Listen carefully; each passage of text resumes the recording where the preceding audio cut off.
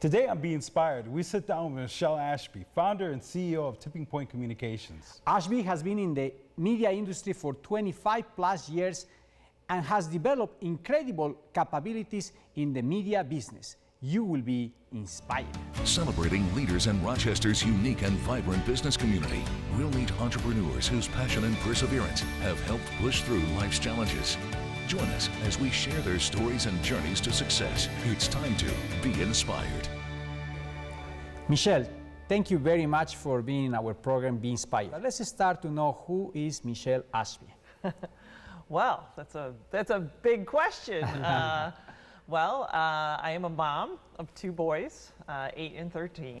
I am a business owner, and I started my company back in 2005 when my first one was still in my belly here. And I started the company while I was working with another advertising agency in town. I had an opportunity to purchase the department that I was actually managing, which was a media buying division of a larger full-service ad agency. And I had never actually thought about owning a business or running one. So I am now a business owner of a company that's 13 years old. We do media planning and buying, public relations, issues management, crisis communications plans. We also dabble in research. And I would say that it was by accident that this whole thing happened. So anybody out there who's thinking, oh, you know, I need to go to school to be a business owner, that is not the case. I learned as I was doing it, made an offer to the gentleman who gave me the opportunity to buy this division. And once I bought it with a loan co-signed by the Small Business Council, I realized, I'm like, oh my goodness, I need an accountant. I need a lawyer. I just kind of figured it out from there. But one thing that I've learned over the past 13 years is that having a good coach, business coach, is part of the reason why my company's been successful. That's wonderful, and I think it's important to highlight the element of that decision, that point when you say, okay, I will take the risk. And you know, you told us, hey, this came kind of by an accident, but the reality is you wanted to be independent. You wanted to create your own entity, your own company. What was that element? What was that driven factor? What was that tipping point? Yeah. Right? Okay. Very good. So my company is called Tipping Point Communications. I think it was exactly what you just described. I had been working in corporate America for many years since I got out of college, and then I worked for a small business, you know, the marketing firm that I referenced. But I think at some point you just want to do it on your own. You think maybe you think you can do it better, or you can do it different, and that little fire in your belly, I think, is what I got that propelled me into at least having the discussion about, is it possible? And then when, you know, lo and behold, if you don't ask, you don't get, right? So I asked if it was a possibility. Lo and behold, he said, yes, it's a possibility, and he thought that my idea was going to work for him as well, because it was a mutually beneficial transaction. And then I just kind of put my foot on the gas pedal after that and figured it out. On the fly. I sort of built the airplane while I was flying it, kind of thing. So this was your first business? Yeah. So you're batting 1,000 then? Yes. Yes. And had you ever thought of starting your own business before that? I had not. That's amazing. It really, I blame it on my son at the time, who was, you know, I was pregnant. I believe it was the hormones. I don't know what else it could have been, because I really hadn't thought about owning a business before. I hadn't saved up money to do it. You know, I did take a second mortgage on the house, get the loan co-signed. I mean, it was really one of those, I think, emotional decisions that I would do it 100 more times. Sure. I'll tell you, I have no regrets. There are things I would do differently, there's decisions I would have made differently, but doing that and building what I have today, I'd do it 100 more times. What was the best piece of advice you got during those turbulent, well, I wouldn't call them turbulent, but They were turbulent. those difficult first years for any business? Yeah. What was the best piece of advice you got during that time? To hire a business coach. Yeah, I joined Vistage International, which is the world's largest CEO organization. And what the concept is, it's a peer group of other entrepreneur businesses, business owners. And some of them have been in the group for 15 years. Some of them have been in the group for a year. I was brand new. I had owned my company maybe for 6 months. And what I was able to garner from this group is that they've all been through it. We all are the same. Doesn't matter what your background is, doesn't matter where you grew up, it doesn't matter that your industry might be manufacturing, mine is advertising. We all have similarities, and there's always things that are common amongst entrepreneurs and the struggle. The struggle is real. So we learn from each other. And it's led by a coach who spends some time in my office every month. And I will say that this group of 12 to 13 individuals over the years have become a second family to me. They're my brothers and sisters. They care about my success. They have no vested interest in the company other than just making sure that if I am about to make a decision, have I thought it through? Here's what happened when I made that decision, and it's been very helpful. Well, you are touching a very important aspect in any business, and the capacity to compare notes and see peers and see what is happening even in other markets, in other areas, and what people is experiencing in the end. How you develop teams, how you reproduce yourself. One of the challenges that business owners have is, okay, you have the skills, you can do it, but how can you transfer that to others and engage others with the same values and the same principles that you have? Right. That's a challenge, and I will say that over the years, my management style is very different. When I started the company, it was always my way, the highway. I felt like I could direct people to what I needed them to do because I had this vision of what I was trying to accomplish. Well, 13 years later, after lots of experiences with employees that have come and gone, coaching that I've been through, I have learned that you got to hire people who are smarter than you, who are specialists, who get the aspects of the business that I'm providing to our clients, who know more than I do and who can teach others.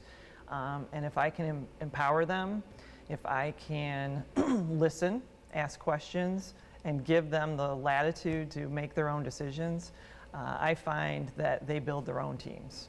And I'm just giving them the platform to do it. Oh, very good.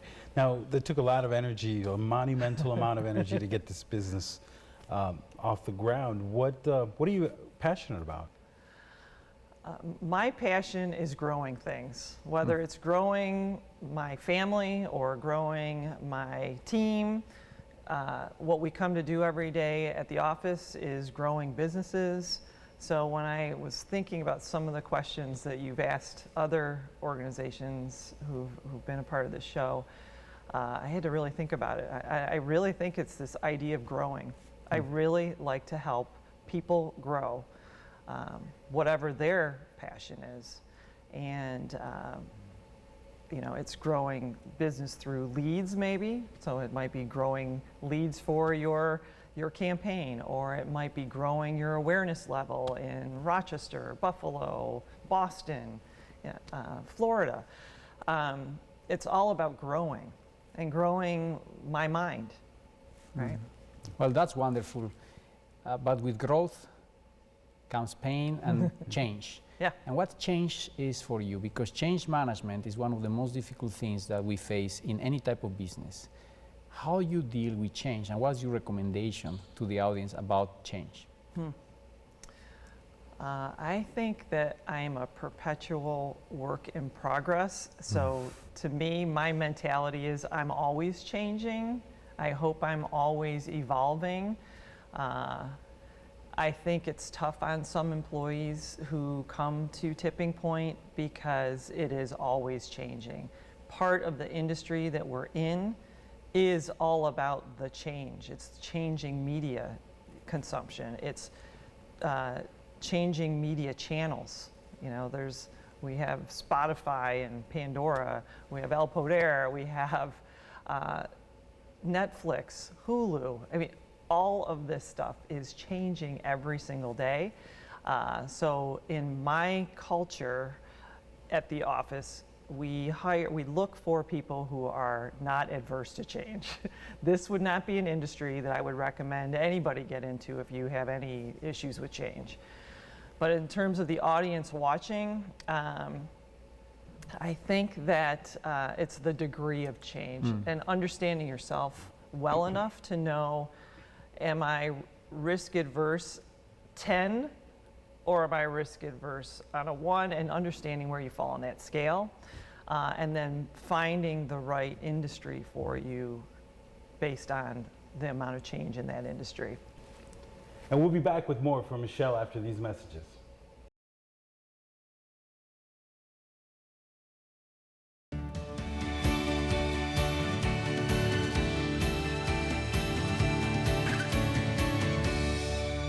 Now, given all that change, for a small business owner or a local business owner that's watching the show, what kind of advice would you give them as far as navigating the new landscape?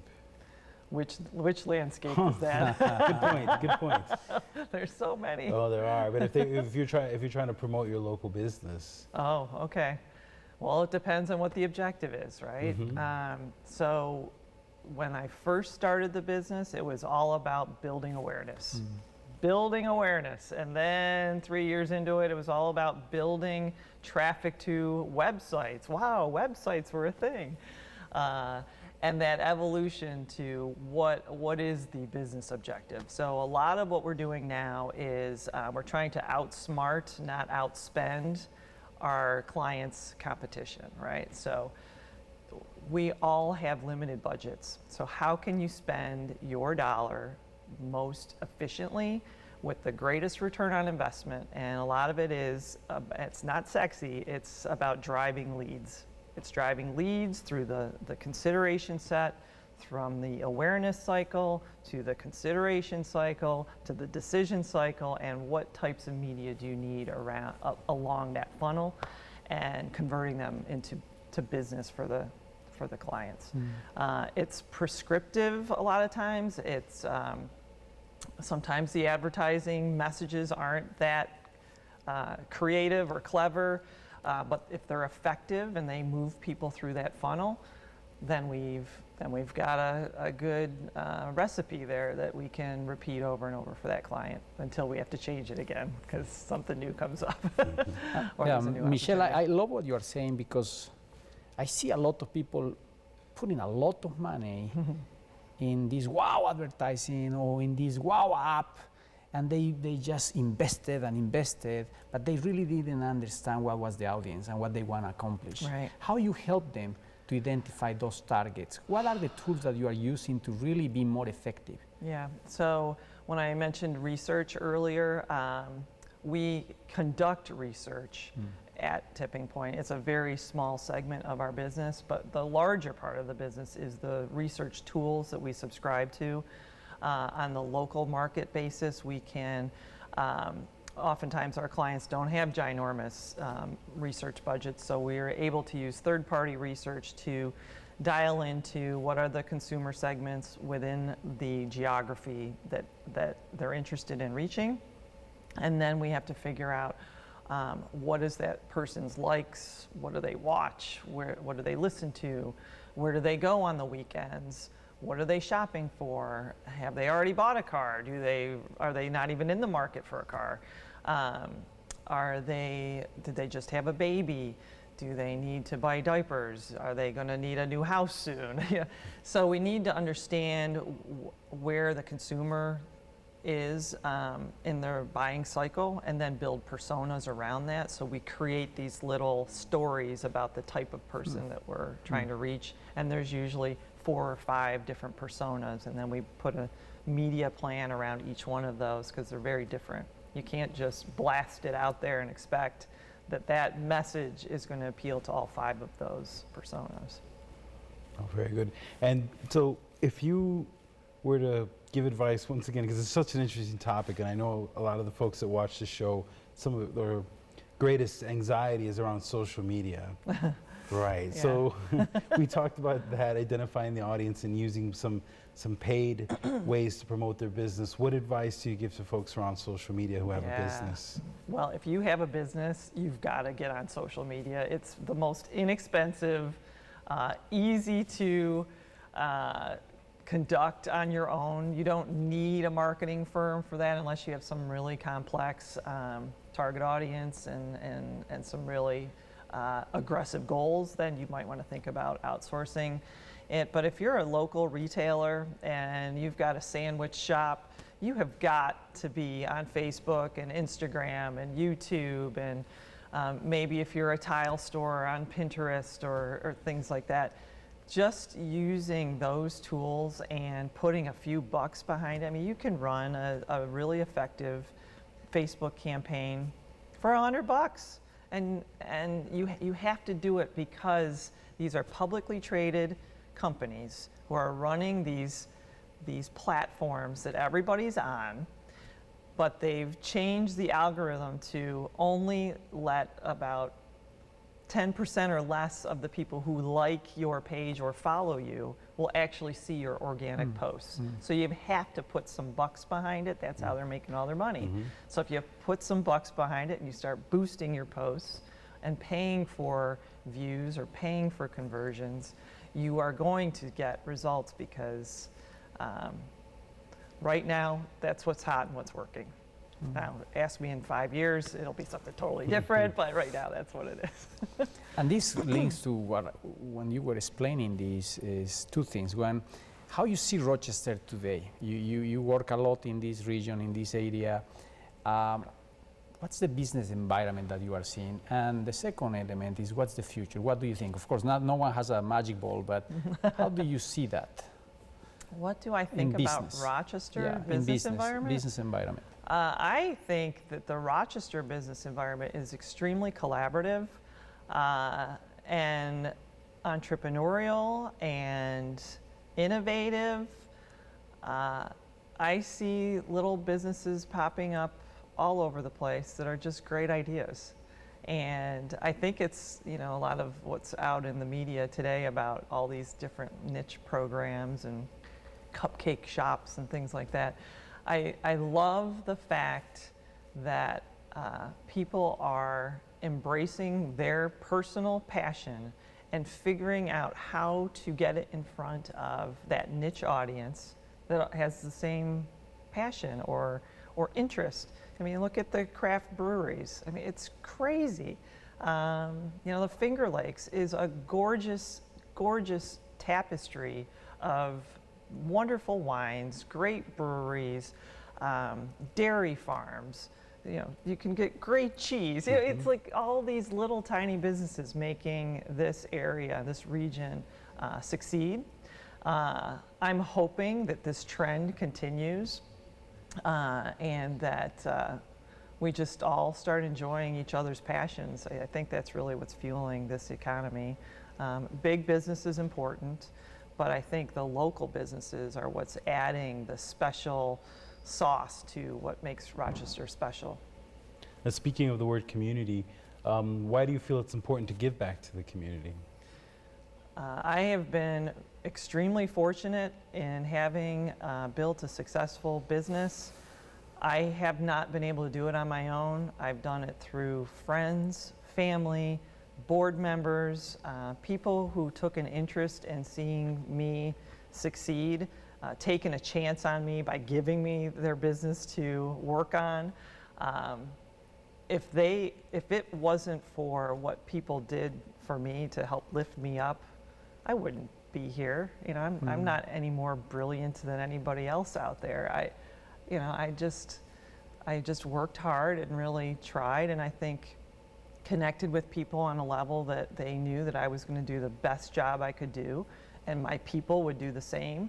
So in my opinion, mentoring, coaching, being available to talk to students or serving on nonprofit boards, if I have extra money in the business, donating it back to causes that are important to me, all the above. Check, check, check. I just feel like it's part of my responsibility. Michelle, that is very powerful and so important to have business owners who understand the concept of social responsibility and how important it is to be part of a community who is giving back and creating opportunities to others. Now, in that environment, what would be your recommendation if we have people right now watching and if somebody's in depression, somebody who has just passed through a difficult time in maybe bankruptcy or something like that, what would be your message to that person? My message would be, first, there has to be one person that you can talk to. Find the one person that you can turn to as your confidant. What I've read in statistics is that if especially young people, if they have one person that they can turn to and rely on no matter what time of day, what hour of the night, what day of the week, no matter where they're at, that they can confide in. Doesn't mean that we're not talking about, living with or anything like that. It's just somebody that they can call. From what I understand, that makes all the difference. It makes all the difference to me to just have somebody like that in my life. If we were going to translate this to maybe a business owner, I think having an identified coach, whether that coach is paid or a mentor, I think that that's really where you have to start. There's tons of services available in Rochester and great organizations you can turn to. But I think having that one connection gives a lot of people hope.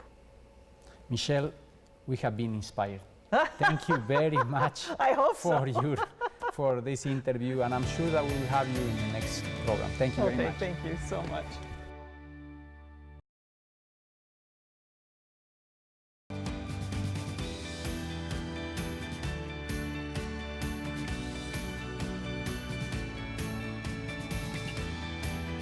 Coming up next week, we'll be speaking with Virginia Smith and talking about her role in helping the small business community in upstate New York.